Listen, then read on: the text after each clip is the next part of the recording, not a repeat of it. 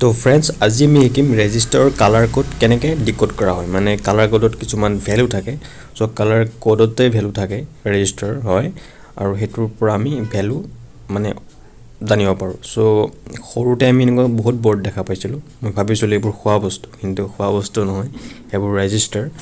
আৰু এইবোৰত যেটো কালাৰ কোড থাকে এটো এটা ভ্যালু থাকে আৰু সেই ভ্যালুটো আমি জানিবৰ কাৰণে এটা চাৰ্ট থাকে আৰু সেই চাৰ্টখন হয়তো এতিয়াটো সাগে বহুতৰ মনত নাথাকিব বাজাৰ থাকিব তাৰ ভাল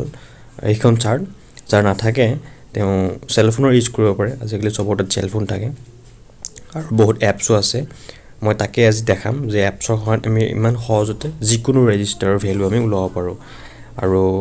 এটো আছে এটা red violet yellow golden so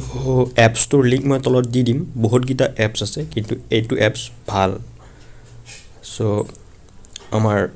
এটো এটা ৰেজিষ্টাৰ ফৰ এক্সাম্পল আমি এটা ৰেজিষ্টাৰ লৈ লৈছো সৰি উল্টা হৈ আছিল ৰাইট সো এটো আছে red violet yellow and golden গোল্ডেনটো হৈছে টলাৰেন্স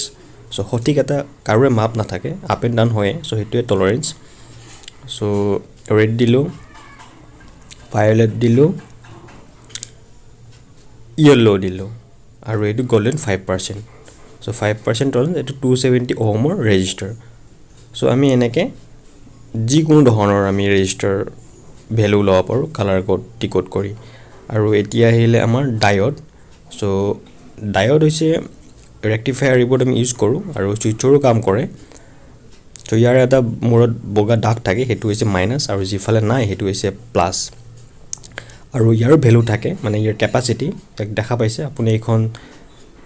চাৰ্ট ক্যাপচাৰ কৰি লব পাৰে যে 1N540050 ভোল্ট লৈ যাব তাৰ নেক্সটত 100 ভোল্ট সো এনেকে থাকে ইয়াৰ ক্যাপাসিটি সো মই ভাবো যে এইখিনি বহুতৰ কামত আহিব আৰু আজিলৈ ভিডিওটো ইমানেই থ্যাংক ইউ